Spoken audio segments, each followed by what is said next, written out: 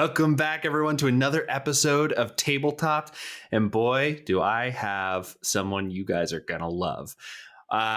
We've talked about it a bunch on the podcast, but I have this table where we call it high lethality D&D or lethal D&D. And we've talked about it a couple times in different episodes past. And today I have a member of that group, the great Danny Belel. Man, you so fucking good. Danny has run these games. He's also been a player in these games. And I just have to say that I don't think anyone really gets their mitts around the issue of like lethality and stakes in games and playing to a character rather than playing to like an outcome as well as you do. So I would really love to chat through this. But Danny, why don't you introduce yourself and how you got into TTRPGs? Oh, yeah. Danny Belel. Love role-playing games. I've been playing role-playing games, tabletop specifically. I don't know. I played my first D&D at an advanced Dungeons & Dragons, so I was 8 or 9 and had either a babysitter or older cousins that were into it. And it was a very different time, and the rules were very different. And I've grown up as it's gotten more popular, and also the rules have, I think, gotten a lot friendlier to people that are not as math or crunchy focused, which is great. But I love everything about TTRPGs, especially high lethality ones, and I love anything other than D&D at this point in my life. Why don't we start there? Because I think it's something that everyone talks about. So on the pod, like a lot of the hosts are at that space now, where it's sort of like we're like anything but D&D. We have one member who is the evangelist for D&D, and this is the thing is like D&D is great. It gives you a really good experience. It gives you a consistent experience, which is good. And I think that it is where it is for a reason. But there are problems with it, and exploring new things is always fun. So what is it for you about D&D that really kind of like makes you want to explore other things?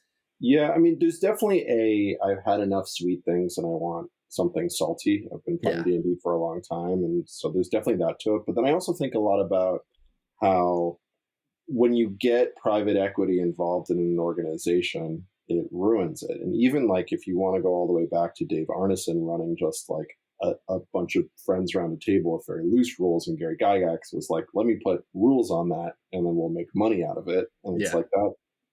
It takes something out of it. And even if there's so many soapboxes, but even looking at like the art of 5th edition and how it's rushed and how they don't credit artists' names as much as they should versus older editions. Yeah. Where art was and this is, one sliver of it. It's upsetting to me, having grown up with the game, and like, yeah, there were problems with older editions for sure, but there's this romanticism that feels lost when you add the commercial success and the private equity that's involved in D&D now. For sure. Yeah, I feel it intensely lately, especially with like, the Hasbro of it all. Like I was talking to some folks a little while ago, and then I made this prediction on the podcast. I'm not sure if it's quite going to come true, but I think that they tried and maybe failed. Was that I feel like Hasbro for a long time was like, oh, you know what nobody likes to do in D&D is DM. So why don't we just make an artificial sort of virtual DM that runs games for these people? And I think that they were going that way with the virtual tabletop and D&D Beyond, and even the rule set and the 2024 rules. It like gives it more of a binary yes no kind of thing when it comes to successes, which you can adjudicate like algorithmically. So that's why I agree. I think that like never trust a company, never trust a product, especially when it is these stores, like it's just storytelling tradition. So it's like, why limit yourself to one? You know what I mean? Yeah. And there's enough, I think, content creators who have made comment on this, but the profit model on D&D isn't great. No. You buy a book.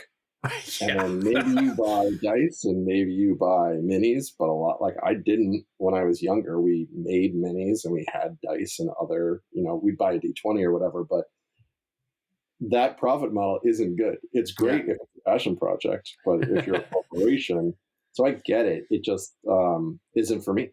Yeah, totally. So why don't we talk about what is for you and also what's for me? Because something you said, the having so much sweet, now it's time for something salty. Mhm. I feel like I really have turned a corner on this too, because like when I started, I was like so much into like the kind of id driven character that was just like I get to like act Mhm. out all of my whatever I want to do. I can make choices, I can do stuff, which is super liberating, super cool. And like being a big damn hero, as Shade likes to say, is like it's fun and you do that and it's a good time. But I feel like I have been so fulfilled from our lethal group Mhm. because the stories that we're telling are more complex. They aren't they aren't focused on one character's sort of like destiny or like continuity. Yeah. It's about the world and like how we can struggle within it to achieve something, you know what I mean, as a group rather than as an individual, which is just like super great storytelling for me, because some of the moments we've had have been the most fulfilling. So I Mhm. want to talk about how to introduce lethality in a way that isn't scary and is consistent, because I have Mhm. done lethal stuff in other games and it's gotten everything from like that felt strange, like I don't Mhm. know if that quite worked the way I wanted it to, all the way to like that was horrible, I hated that my character died. Mhm. And I think that what that comes from is two things. One is the feeling that my contribution to the story maybe is over because my character died and now I have to start again for something else, and that's hard and it can be difficult, and I'm Mhm. totally sympathetic to that. Maybe we can brush over that. But also I think that when you're a newer player specifically, lethality has a different sort of presence in the game. Mhm. Lethality feels bad. If your Yeah. character dies, it's out of a loss. Like you have screwed up, and it maybe feels bad in some way. Right. And how do you introduce these mechanics in so that it doesn't feel bad? It feels like exciting. It feels, wow, that was amazing, or like it feels fulfilling in some way. So these Mhm. are all the things that I've been thinking about for a while. So what are your initial thoughts, I guess? Yeah. It's a big topic because I think lethality is tied to stakes Yeah. for a lot of people, and so it feels bad because a lot of the time in D&D the stakes are not tied to the life and death of your character. They're tied to NPCs, or they're tied Hmm. to a magic item. And I think video game syndrome is part of this, and also just the society we live in of I'm the main character. So when Yeah. I've built this character up and when this character is taken away from me, which is how players see it, it's not part of the story. It's this was my story and now I can't tell my story anymore. And I think Yeah. part of what makes our table great is there's no one person that cares about their story. It's the collective story. Yeah. And in collective stories, people die. Like Yeah. Boromir dies from Lord of the Rings. And he's a key part of the nine. And when he leaves, they're like, oh, this can happen. Yeah. Not only can this happen, but it affects the story in so many ways. And I think there's a really big shift that players that I've played with that I don't love playing with need to make of it's not my story, it's our story. Hmm. And simultaneously, it's also not the GM's story, it's Yeah. our story. Because Oh, absolutely. when it Yeah. feels bad, it's the GM using lethality against the players, Yeah. which also, and I get that that never feels good. Um, I think that you said something that is really poignant, where you said that like it's tied to stakes, and all like, and if you tie it to stakes in that way, that it feels like the failure outcome of the stakes, you know what I mm, mean? And mhm, that is like, you take a gamble and you lose the gamble, it feels bad, it's not a good outcome, and it's just like it's not a good experience. yeah, But I think that to try to disentangle it from the bad outcome of stakes, rather you put it in as like you said, like this is a greater part of the story, so you can have made one of the most defining parts of the story by doing this, and it ends up having you killed, like that, like the whole table remembers for the entire campaign, like that becomes the mhm. really important part. So I think that like there is something there with like how do you use it, right? Yeah. And there's also, I think it's also tied to, there's so much that's part of it. Like when in the story does it happen? Because at our table, we were playing Morkborg, and That was so Henry's funny. character died in the first 5 minutes. Yeah. And so that wasn't an epic sacrifice that we're going to remember forever. That was Ruth the Tooth, if I remember that, who bit into something puffy and it exploded in her mouth and she had 1 hit point and she died. And so, but part of it also is setting the expectation of, okay, so we're playing a game where death is important versus we're playing a game where death is and lethality is part of everyday life. Yeah. Because Morkborg aligns itself as a system to be like, this is going to be zany and you're going to have a good time and people are going to die. And sometimes it'll be epic. How lethality in D&D, when it's done right, works is it has those epic moments that you hinge the story upon. And that, to me, is really nice. Yeah. Because it's not, oh, I failed a die roll, so now I need to re-roll a character. It's, I failed a die roll. Silence at the table. We all put our heads down and we mourn a character who was really intrinsic to our story. And then we have to figure out how to move forward. That's cool. That's role-playing. I think that's a great way to put it. And I think that a lot of people who talk about hating railroading and they're like, oh man, railroading, blah, blah, blah. If you want real choice in your game, death and lethality has to be present at the table. Because then you are railroading the GM. If you're like, I want to be able to make any choices that I want, but I can't die from them because I want my character to continue. And I get that. Like people spend hours like delving in and like putting their touch on their character, or maybe they're like super into like drawing their portrait or whatever. And if you die, then that feels wasted in some way. And I think D&D is really hard to do this with too, because it's like you die and then you might have in your brain an entire arc of that character that ended at level 20, where you're like, that's what that guy's going to be like at level 20. And that's done. You're done. You can't do that anymore. And then when you re-roll, it's kind of also looked down upon to be like, oh, my barbarian died. I'm rolling a new barbarian. Right. Yeah. The idea of railroading the GM is a really interesting idea. That's such an Uno reverse card from two people who GM a lot. Yeah. Okay, so the way you want to play is railroaded, and so much of this can get taken care of if there's just open discussion before and exploring play. Right? It's here's my expectation as a GM. Here's our expectation as players. Death will come up. When it comes up, how do we want to treat it? And part of it is system specific. Some of it is not. But even system agnostic, that kind of communication is important because it depends on what kind of game you want to play. Like I loved 10 Candles, because we knew everyone was going to die. And for the listeners out there, if you haven't played 10 Candles, do yourself a favor. It takes like 2 hours, 3 hours, play it. Or an hour and a half like we played last night. It was perfect. You guys rolled so bad. It was great. It was great. I loved it, dude. but it was so important that leading up to that, I had written a module that was like, here's expectations, and it's bad. Yeah. And when we were texting each other all before, and I was like, this is going to be bad. Is everybody cool with this? Yeah. And so setting expectation early and throughout for a longer campaign, because there is something to be said for the magic of, okay, we didn't plan for this moment, but tonally, what is the group going for? Yeah. And so much of that is important at a table, and it should happen more often. Yeah. Let's talk about tone for a second. I've sort of talked about this in the past about sort of making it so that you're trying to reduce the amount of character dissonance you have with the outcome. Like, you're, this big plated guy who like, I've killed a dragon, blah, blah, blah.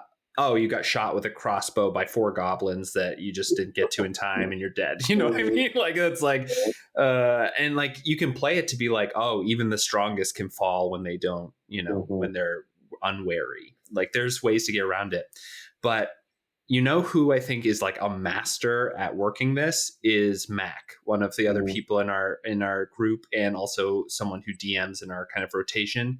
He has a weird ability to be surprised by, like, when one of my characters died in our first D&D lethal campaign, I don't think he was planning for that, and I wasn't planning for that. And when it happened, it felt so good. It felt meaningful. It felt he gave it the space it needed to. And I have tried to follow in the footsteps with that sometimes, and it's hard. It's really hard to, in the moment, come up with, the weightiness that you want to give so that that character dissonance is lessened. But what do you think about this? Because we've played in a bunch of games too, and like last night when we played 10 Candles, I died first. I died by like falling off a roof essentially, and it felt great. Got ripped apart, but yeah. I think so many things about it. I think part of what makes Mac great is he's really present. And so he's aware of the feeling in the room and also what you're going for. And I think part of it too, and this is specific to D&D, but you could say for any system, I think something we forget is adventuring is dangerous. It's a dangerous thing to do, and not many people do it. Mm-hmm. And because I think with the rise of the popularity, and I think if we're talking tone, a lot of the media that's coming out has been, I don't know if the term is marvelized, but there's a lot of like tongue in cheek, and there's a lot of quips. Yeah. And that has a place, and I don't think that's wrong. But when it comes to lethality with tone, if a character dies, it should be important for everybody at the table. Yeah. And that idea of dissonance is really interesting. Of like, I'm this huge barbarian. It's like, well, we should really talk about that if that's the kind of character you want to bring. Yeah.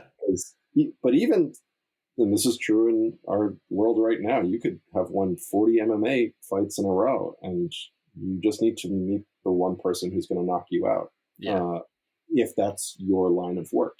Mm-hmm. And as adventurers, people are in a dangerous business. Yeah. So it doesn't matter what you've done in the past. Treating goblins poorly only leads to goblins taking advantage of your expectation of them, is how I would treat that at the table. Yeah. Like, okay, so you killed a dragon. That's cool. Dragons are a little scared of you. Goblins can still kill you. Yeah. Anything can kill you. Yeah. If it tries hard enough. And it's like that idea, again, needs to be ever present for the characters, especially if they're going to do dumb stuff. Yeah. Especially if they're going to do things that in any real setting would have lethal consequences.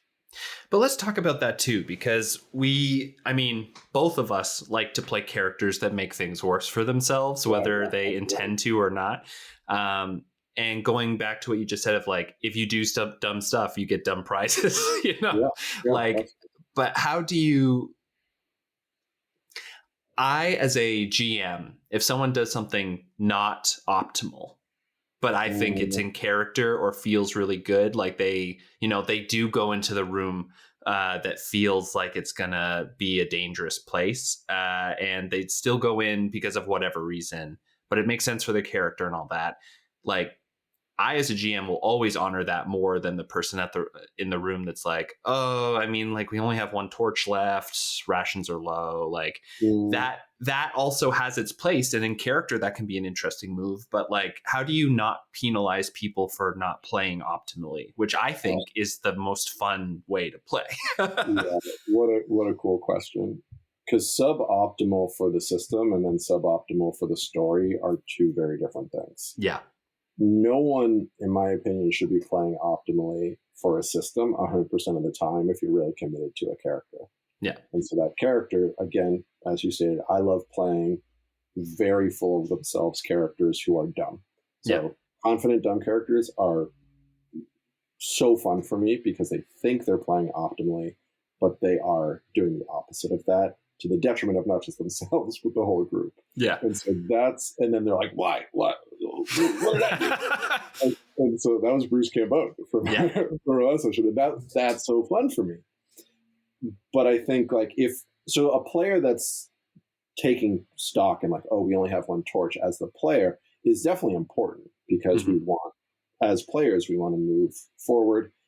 But once they're in character, when adrenaline is really high, how many people actually take stock of resources when goblins are shooting arrows at you, when you're in mortal danger? And so I always challenge that with like, okay, is this a very calculated character who's playing very optimally, or is this a character that likes to be boisterous, but then the player is too attached to the character? And that's used the word dissonance before, which is great, because that is character dissonance to me. Of, I know exactly how to play this character. I know how to beat the GM, which we should never. It's not versus GM versus player. We're in it together. But if you're trying to game the system, is your character really that smart? Are they really that good? And some of them are. But then if you go into a town and you stab a guard because they look at you funny, you can't expect, again, do dumb things, get dumb prizes. Like, that's where my frustration comes from, of like, okay, so I'm going to be very tongue-in-cheek and very fun, but then I know there's a magic item, so I'm going to kill everyone in this room, even though my character would never do that. It's like, why? What's the story we're trying to tell, apart from you having higher numbers on your character sheet? Like that's not worth sacrificing story for. Yeah. I mean, I've like I was telling you, when I was first starting out, I played a rogue who was just basically like an id monster of like stealing stuff and running around. And like, I would try to be, you know, with the party and doing the, like, moving towards the goals that the party set for me. But like, I was also playing this guy because he was a narcissist and he had been kicked out of his like very famous crime family as the like successor, because they were like, you're a fucking asshole, you got to get out there. Like, you got to go out and like become less of one, and then maybe you come back and then we'll talk. And so the whole arc of that character was like, this person is a nightmare, all the way to like, maybe taking care of my friends is more important than indulging every whim, you know what I mean? And so that felt satisfying. And I also had moments where I would try to like pickpocket like this angel that had come down to be like, hey, do not keep doing this shit, you're going to cause the end of the world. And then like I pickpocket a doomsday clock that's like going to do really bad stuff. And so I think that like I think it all comes back to the expectation thing that you said at the beginning of like, those are campaigns out there. And if you want a cozy campaign of like, hey, we're going to go through a big arc of high adventure, but like, people aren't going to die and you're going to eventually get to the end. Like, that's a way to play. But it's more when I think that people are like, oh yeah, I want death to be on the table. But then there's like this like weird push and pull where it's like, yeah, but I didn't want meat. Like I didn't want to die. You know what I mean? You know what I mean? Yeah. I think something we can't discount is how fun it is to level up. And how fun it is to acquire. And like, if I go back to the first couple times I played D&D all the way second, third grade, it's like, cool, I'm a dwarven cleric, I have a ceremonial dagger. Oh, that's awesome. You see somebody with a shinier dagger. Whoa, I could get that. And numbers go up. And that is very fun. And I don't think we can discount that. But again, that goes to the discussion. If you want to play a campaign where we get to level 20 and, you know, we have no gut, what are those called for candle pin bowling? You can't get a ball, and like we're all going to have fun. It's like, absolutely, you can play that campaign, and you can get a lot out of a campaign like that. It can be a blast. It's just not. There's the stakes no longer exist for me personally, and so then I'm like, okay. At a certain point, I've eaten too much sugar. Yeah, I'm just like a jelly donut after jelly donut. I get it. What happens if I die? What is this even for? And that's when it gets really cool.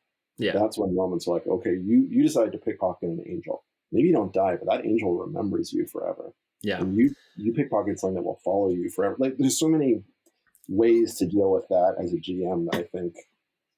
So my GM, who is a co-host, Rio, was great about it. And I think that he might not have been a fan of this character's actions and everything. But essentially the way he spun it was like, yeah, the angel disappears. And then like a few sessions later, the angel came back with his wings ripped off. And he was like, what the fuck did you do? Now I'm down here. And if I ever sin, I can't go and be an angel again. I'm here for 100 years. And it was like this crazy thing. Yeah. Yeah. And again, like, some players would, and I don't know how you took it, but some players would be like, cool, fuck you. And then just like on to the next thing. Which isn't, to me at that point, that's a character choice, which is fun. So now let's get that character as a GM. Let's get that character in more and more opportunities to do stuff like that, because like it's just like game and improv. It's like, okay, this is first beat, and we get here. Okay, if that's going to be the game, let's go second beat. Let's go third beat. Mm-hmm. How do we heighten that idea? And you kind of have to do that without checking in. And I think that's what makes Max so good. Is he's like, okay, this is what happened step one. Yeah. Here's how we get to step two without us discussing it. And I think it's right. Really, I mean, he'll make offers that in a way you're like, oh yeah, like this is my time, mm-hmm. Which I think is great. One thing I wanted to kind of parlay our conversation into, though, was like the difference between lethality in combat and lethality in story. So lethality in story, you can have moments that sort of like it just kind of settles where you're like, okay, like this is the end. It's like when in 10 Candles, it's like, this is a dire roll. We kind of have accepted that this is a big moment, and we're going to talk it through more in a story way than a fully mechanical way. However, then there's the other side, which is, you know, moving miniatures around, which I, especially in D&D, but like I find is the most disconnected I feel from my character when it comes to like the story, because I'm like, okay, so if I move here, I can hit a cone that hits these three monsters, and like that's where my brain is. And then if a monster rolls me, then I'm like, oh, the moment feels kind of like this to me, because I'm just not in that brain space. Like, I don't think I as a player can really use it in a way that makes it feel important and good. And then especially as a GM, if it's in the middle of combat, it's like, and next turn. So what do you think about that sort of?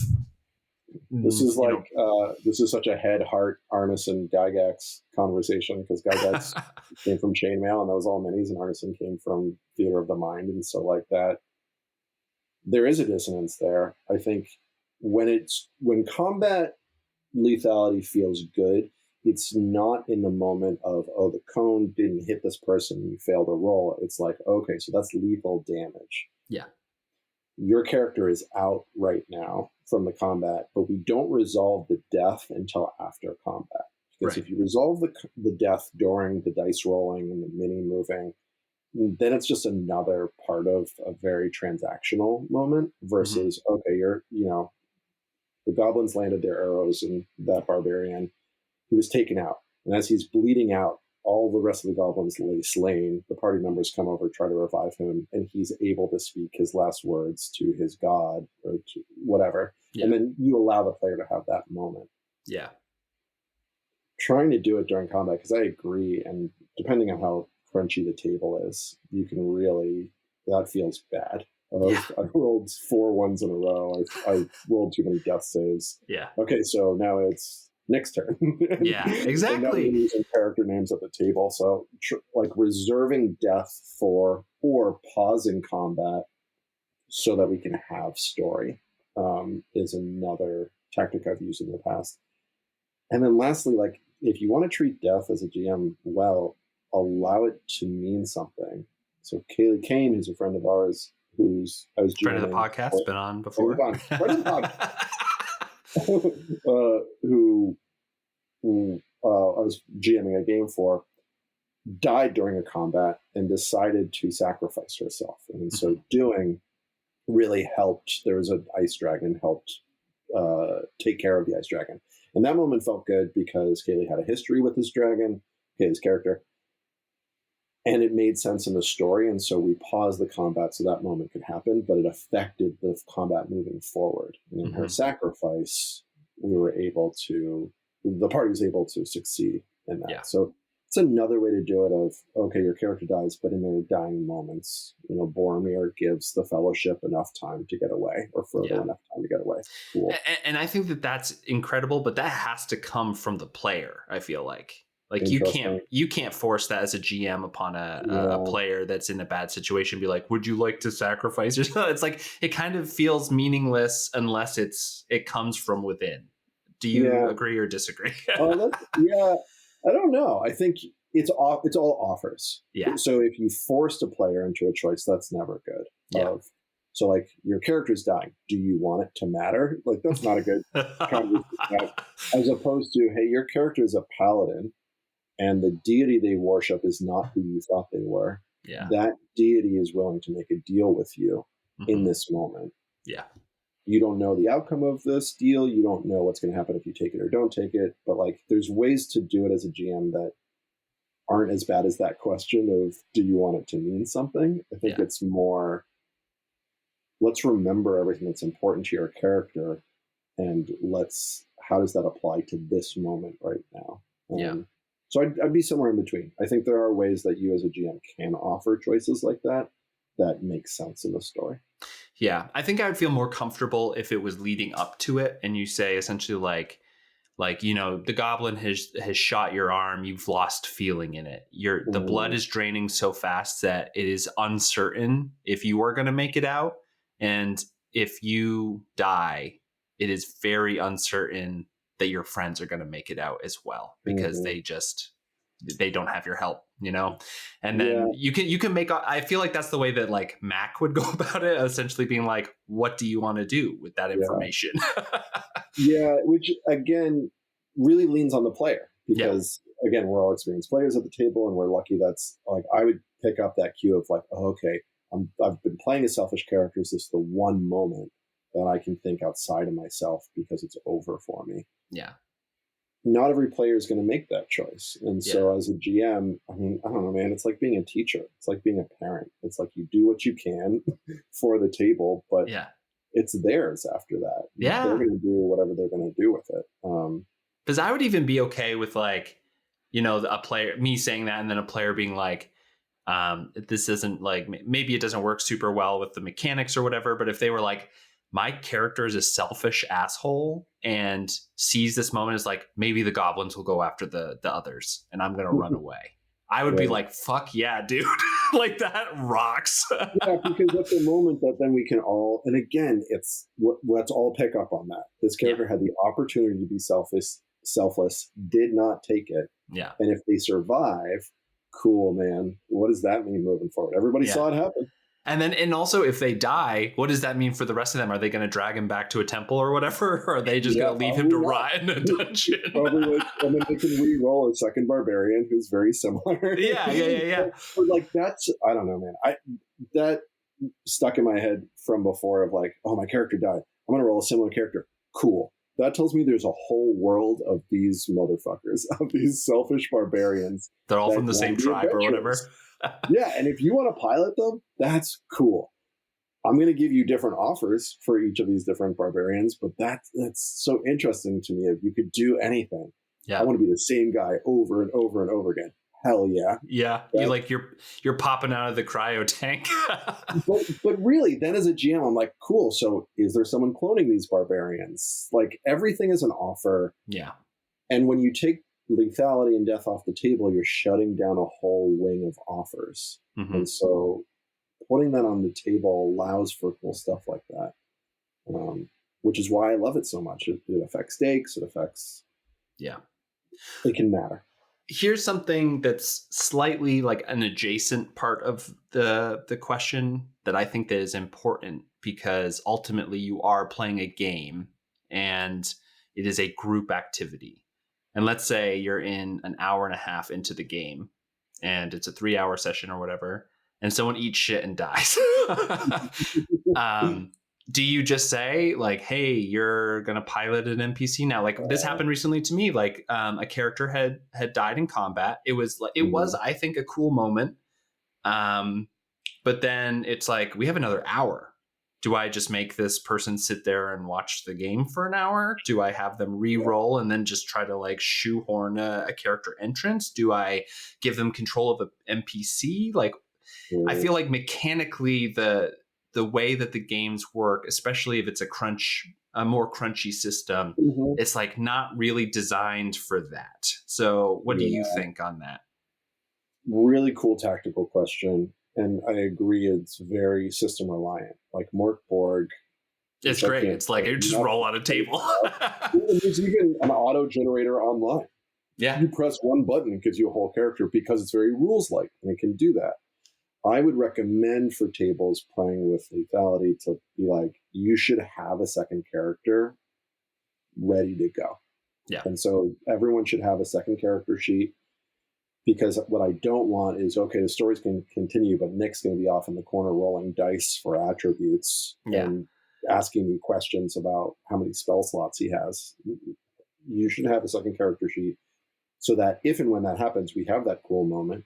And sometimes also it's cool to end the session early. Yeah. This person died halfway through the session. Let's stop. Let's all grab a beer. Or if we don't drink, let's all grab something to eat, and let's just talk about that character and what that means. Yeah. You don't have to push forward if the game really matters.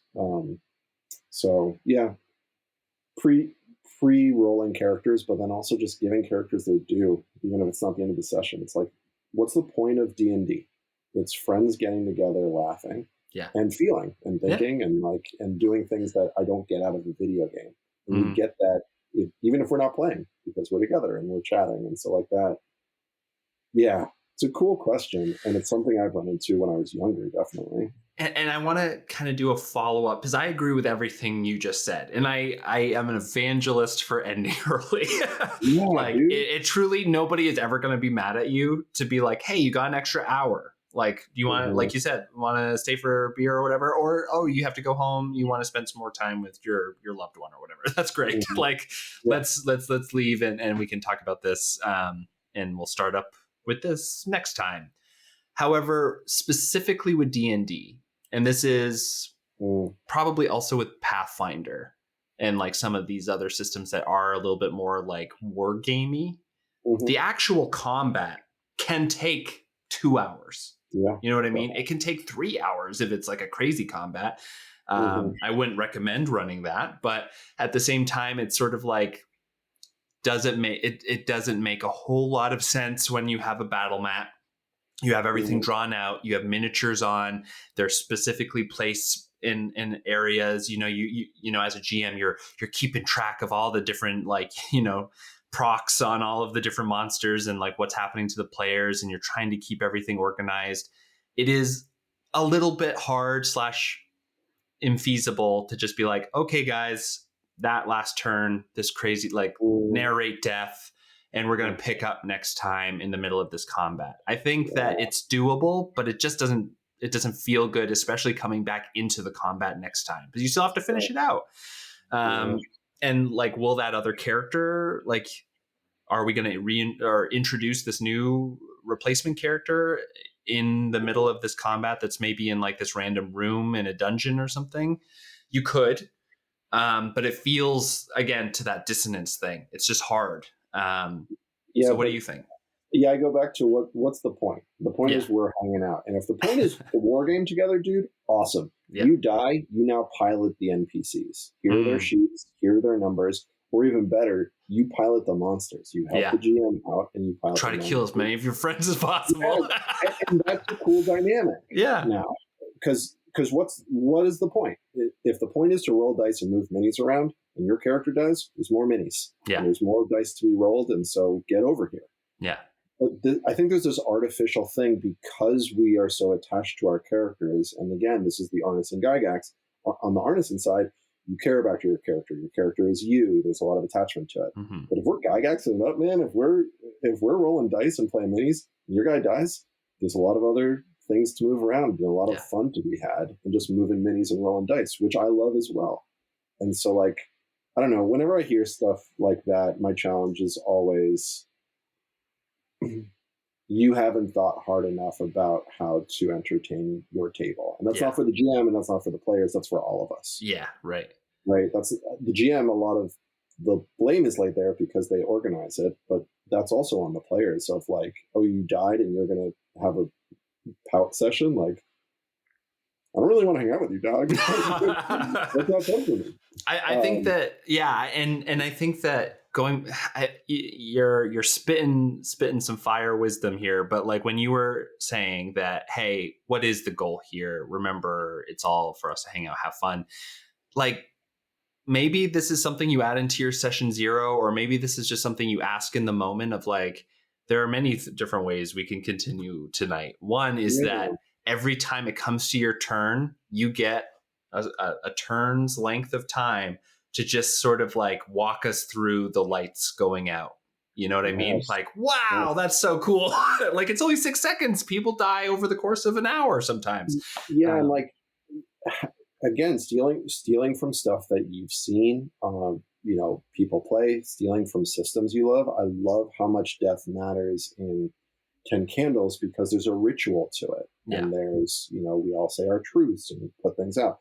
But then I also love the zaniness of Morkborg of there's a whole table of why a new character would jump out of another character's skin, or oh, the world just forgot your last character, like it never existed, and their new and they all have always remembered this other character. One of my favorites. The new character, which is such a cool idea. And so I 100% agree with you that it's about what's fun for us as a group, and what's cool is that can change over the course of a campaign and over the course of a character. What's fun for one character might not be fun for another. So because, for some people, like for me, I would love for like my character goes down.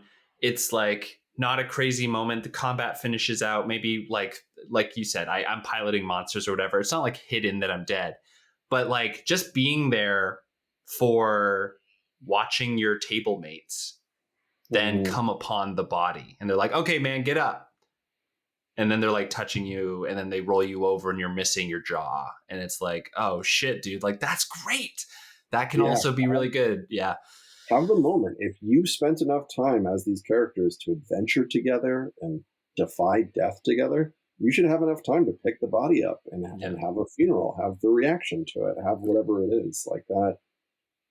That's important. Even if you're strangers, if a person dies, it's a big deal if it's in front of you, especially in a violent nature, which a lot of these deaths are. So what I love about lethality is it opens questions like this up. And when you close the door on lethality and you say, okay, we're going to power game, or we're going to 20 no matter what, your characters will never be hurt. In that way, it closes the door on all these like really meaningful moments. And that, I think on the flip side, that gets misconstrued by, oh, the GM just wants to kill somebody. And it's like, but not for the reason you think. Like, and this is the thing, if you're at a table and the GM kills you and it's nothing, it's haha, okay, next one, let's roll up another one. Like, unless you're playing a very specific kind of game, or if this is like we were talking about, very war gamey, like, okay, I got one of the guys down, I only have 4 more and the monster's side wins. Like unless you're playing a game like that, like you as a player also should feel some rights to how this goes as well. Like I don't think it's controlled by one side or the other. Like you were saying, the offers have to come from both sides, or else it's just really gonna, like, it's a sticky wicket. It's 100% gonna feel bad if one person feels like they had a say in this and one person didn't. Whether you're the GM and you're like, oh, I didn't. Why did that happen like that? That's really hard to make sense with the rest of the night. Or if it's a player being like, this guy just fucking killed my character, and I had no say in it. I feel like I was robbed of something. It was like maybe, something weird where they just felt powerless. That's also really not fun for them as well. So it really has to come from both sides. Yeah, like any relationship. Yeah. And like, again, I get it. If you have a character sheet, those numbers are numbers you're using to protect yourself. And we tell ourselves, in my opinion, a lie, but we tell ourselves, okay, well, these numbers will protect me through anything. It could be bad. I can fail rolls, but I have my sheet, I have my numbers, and I'm leveling up. So my numbers are going up. And it's like, in storytelling, when someone's at their highest, that's when it's most effective that they fall. That's great storytelling. And that's the whole idea of tragedy is anyone. That can happen to anybody. Yeah. And I'd rather tell a good story than, I don't know, power game it. Like that's, they've given those choices. One last question before we kind of wrap up. This is something that I like least about systems that have some version of this in it, but death mitigation, I feel like is actually the worst of both worlds. Because like then the death doesn't mean anything, kind of like you can bring them back and have like a cool story of like, well, how did that like how did your 10 minutes on the other side really screw you up, kind of thing. But at the same time, I feel like it is sort of a wall around the heart where someone dies and then they're like, okay, we have a minute for revivify, and then we have to find a diamond that's worth 10K so that we can go to a big temple and get them back from God's grasp. You know what I mean? Like all of that kind of stuff feels to me like it just undercuts the storytelling. But however, it is a mechanic, and it's in a lot of systems, not just D&D. There's different things that happen in a lot of systems that allow you to undo some catastrophic consequences. So I have not ever figured out how to make that feel good. I think that players who really like it and like that part of the system, it's part of the resources you have. It's part of the way that you approach problems, and that's great. But like, what are your thoughts on it? How do you kind of view that sort of thing? And like, is there a way to do this better than another way? You know what I mean? Like, is there a way to make it always feel additive rather than reductive? Yeah, really cool question. I always think about when Superman died, and it was such an event. And they were saying it was for keeps, and they had a whole system of who's going to take over and the reign of the Superman. And then how bad the reveal was of he's back. And of course they had to bring him back. It's a comic book. He's like the guy. Yeah, he's the guy. And so like, that's one form of storytelling. And if you want to have a game that feels like a comic book, absolutely. But comic books sell, and to go back to like commercial success, based on characters. And Superman is a great design, always has been. That's why he's timeless. And they've tried to kill in Marvel. Death is, a dime a dozen at this point, even in Image Comics. But like, so that feels bad, death mitigation.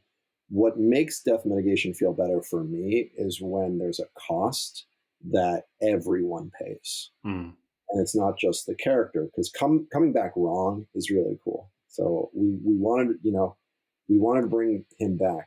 And then when you finally have the diamond and see the priest, he didn't want to come back. So what's that? You dragged them back. You dragged the soul out of his like dead daughter's embrace and then back into this. Like, that's cool. That's story worthy now. Or and like, what deals in that process, in that dragging, like what deals are you willing to make to stay with your dead daughter? You know what I mean? Like, that's crazy. How far are you willing to go to bring someone back who doesn't want to come back?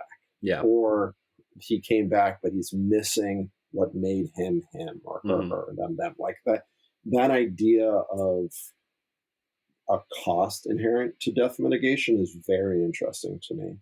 What isn't interesting to me is, we got the 10,000 gold and we got the crystal and you came back, and then we pick up next week right where we left off, because you died, dude. You died. I saw you bleed out, and then you came back to life, which is even more incredible. Literal religions are founded around this.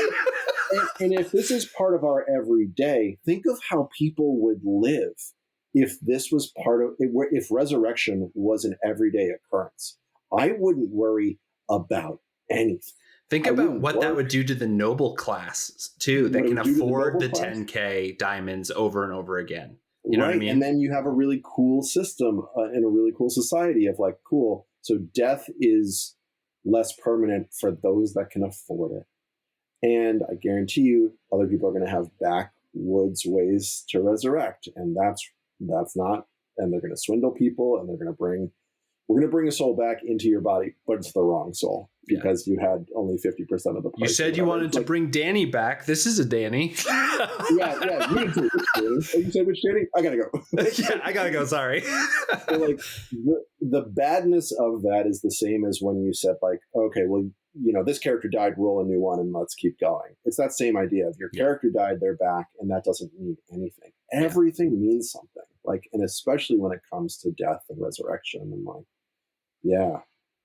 that's a whole system that you could generate of like reincarnation too, of your character comes back but is a different version of themselves, or there's so much to it. And it feels bad when it's a video game, when it's just numbers. That's when death mitigation is really frustrating to me.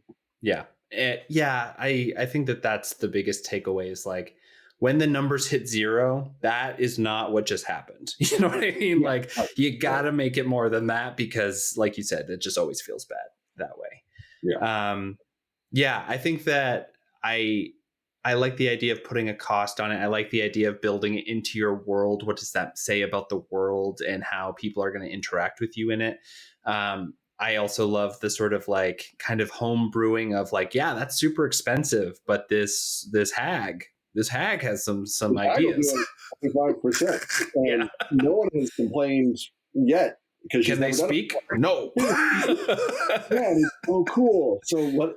And it's if this is true, what else is true? And there isn't enough of that asking of, oh, this is just a mechanic in a game, and so let's move back to our shit. It's like, no, no, no, no, no, no. You can bring the dead back? Whoa. I had a cat in the 8th grade. I want to bring her back. She was my favorite cat. And it's like, now there's a whole story element to it. Then you have Salem's Lot. Yeah. Great. Danny, thank you so much for coming on and talking about this. I think that we probably just scratched the surface, but I think that that is a good primer for anybody who's considering talking about like this. I think if we wanted to do a part 2 someday, I really would want to dive into how to prep people to feel this way, especially new players, because like you said, it's an agreement, and I've been doing this for 10 years at this point, and I feel very comfortable making those agreements and knowing what they mean with my GM and players.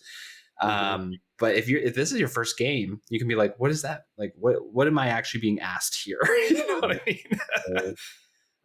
So we'll definitely have you back on to at least talk about that. But anything you want to plug, anything, if people are interested in finding out more wisdom from Danny, do you have a place people can follow you, anything like that? I don't do social media.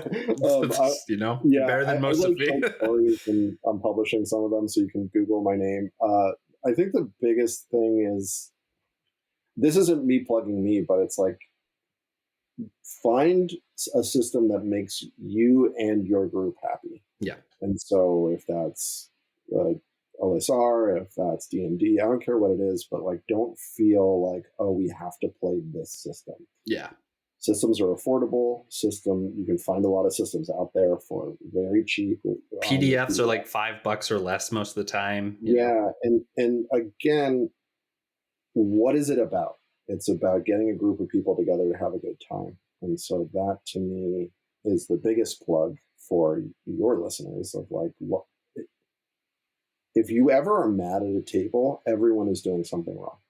If you're ever wondering, or like looking at your phone, wondering, looking at Reddit or whatever, it's like, we're doing something wrong. The point is immersion. The point is laughter. The point is being together for socially awkward people. And that's the best. It gives us a format to interact that we don't have to just stand around and stare at each other. There's something to commit to. So absolutely. Cool. Well, if you are interested in hearing more conversations like this, you can follow Tabletopped wherever you are listening to it now. It would help us out a bunch. Or you can go to tabletopppod.com. There's a Discord group you can join there if you want to join a community to ask questions like this type of stuff. You can go to our Patreon, patreon.com/tabletoppped. We have a free module for people who want to run sort of a campaign. We have something, it's called The Last Hunting of the Boar. Spooky Fey magic, guys. Very fun. You can also get a lot of our extra bonus episodes of Wild Magic there as well. All right, everyone. We'll see you in 2 weeks. Goodbye. Bye.